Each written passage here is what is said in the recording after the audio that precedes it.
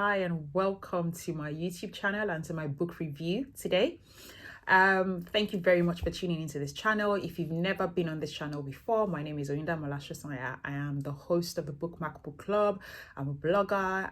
I also work as a change manager in London, and one of my passions is getting people reading, and not just getting people reading, but actually getting people learning through reading, and not just getting people learning through reading, but people actually getting to the point where they enjoy reading. So that's one of the reasons why I do these videos.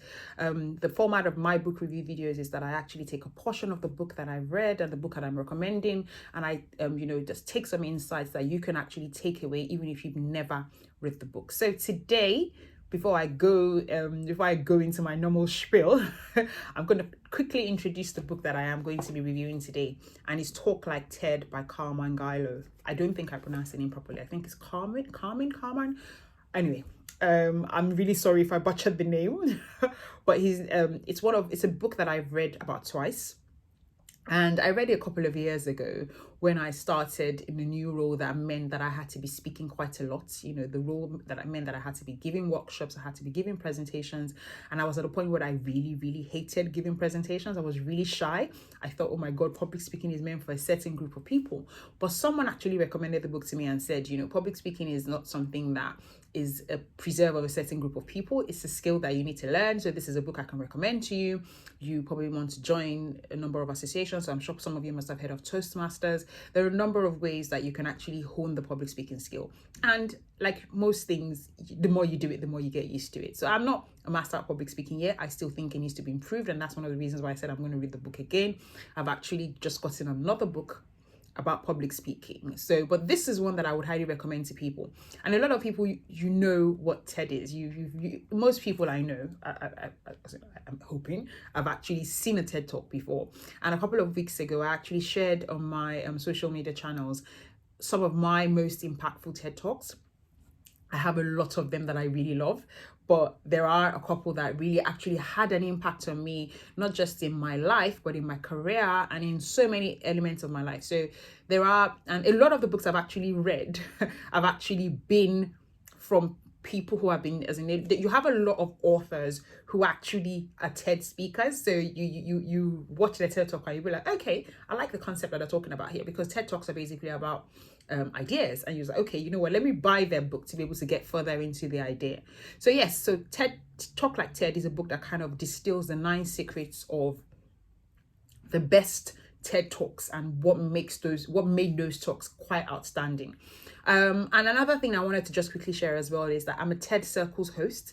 I've never hosted a TED Circle, so quite coincidental, and it's one of the reasons why I chose this particular book, is that I'm going to be hosting a TED Circles on the 27th of May, and that's my first TED Circle. We're going to be discussing Tim Ferriss's why you should define your fears rather than your goals. So if you can join me, I'll put the details beneath this video on my first ever TED Circles. I'm really, really excited. I've been a TED Circle host for a while, and I've attended a couple of TED Circles, but I haven't actually hosted one for myself.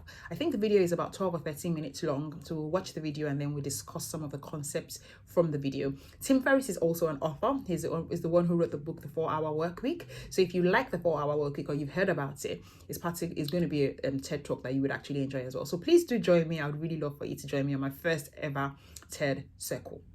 So to my book, I'm going to try and read the book now, and I'm going to be reading from a part of the book. That's the second chapter of the book, where the author talked about the second secret of actually being a public speaking secret of the world's greatest top minds. And one of the first things he talked about is master the art of storytelling. So I'm going to read a quote from the book that says, "Stories are just data with a soul."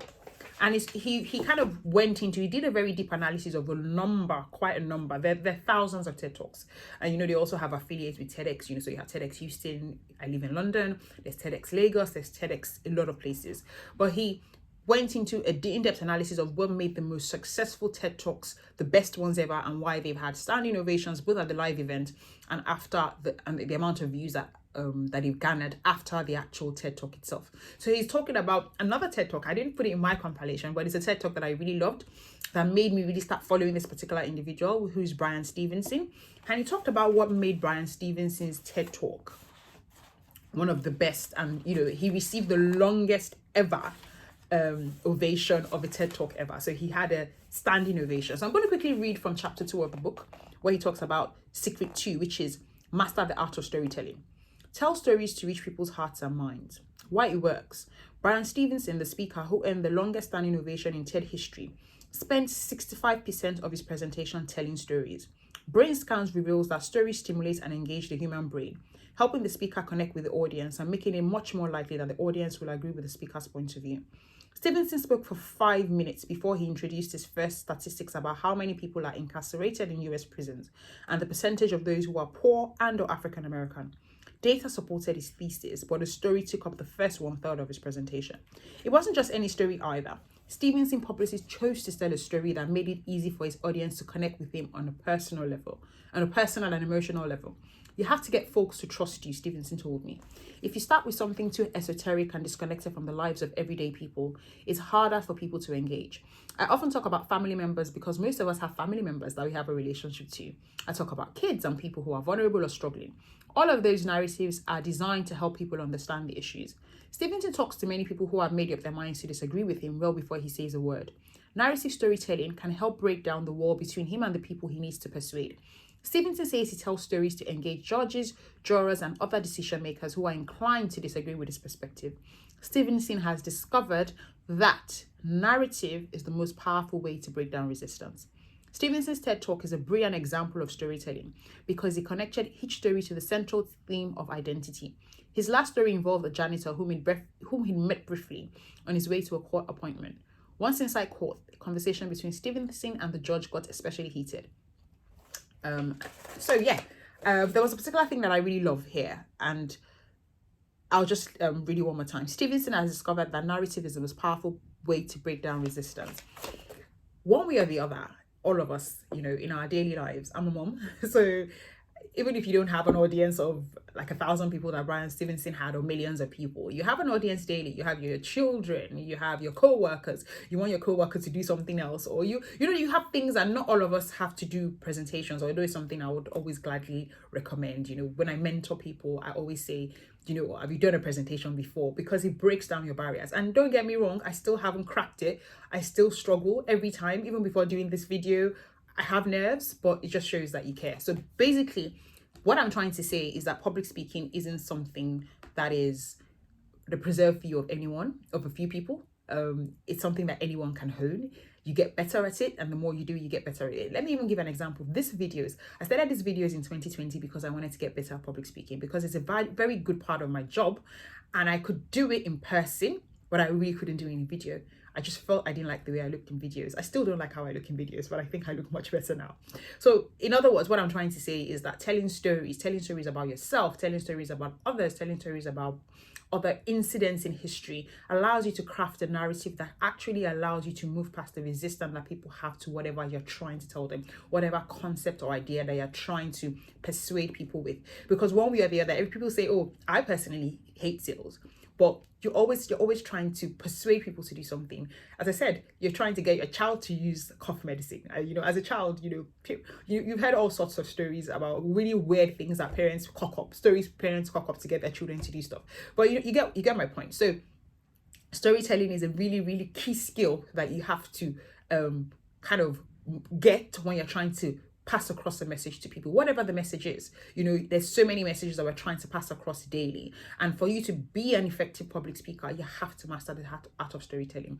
There are 9 secrets that the book shares, so this is just one of them. And so this one is one that I think that even if you never read the book, it's one that is a concept that you can take when you are going into doing something. So you want to go, speak to someone about something, you need to persuade someone to do something for you. What's the story that you can tell? And it doesn't have to be personal stories work, stories about other people work, but it's a narrative, crafting a story around things, and that's what people buy into. More than the data, more than the stats. Stats are good, and you need to be able to back your story with stats, but people always relate to stories on a human level. So if you want to become a good public speaker, if one of the things that you want to do is have the confidence, not just public, but to be able to speak to people and pass across a message and be able to persuade people to come to your side on things, you have to master the art of storytelling. And that's all I wanted to share in my video today. I'm trying to make my videos shorter and not past like the 11-minute mark. And yes, so the book is, if I was going to rate the book, I would give it a 4 out of 5. It's a really good one. Like I said, I read it a couple of years ago. I've read it twice, and I'm going to probably read it again this year. It's one of the books that I always go back to when I want to like hone skills and, you know, remember those secrets. I don't read books once. I go back to it if it's a really good one. And I hope you enjoyed it as well. As I said, I would really love to see you at my TED Circle. Please post in the comments your best TED Talks and if this has really helped you. Also, don't forget to subscribe. Don't forget to like this as well. Share with your friends. And I really, really appreciate it as well if you can support me on Patreon. I'm also going to put the link on the description. Is it called the description or comments box? Well, anyway, you know, you get what I mean. So thank you so much for watching. I'm really appreciative. Have a lovely, lovely, lovely weekend whenever you're watching this. So thank you. Have a lovely day and bye.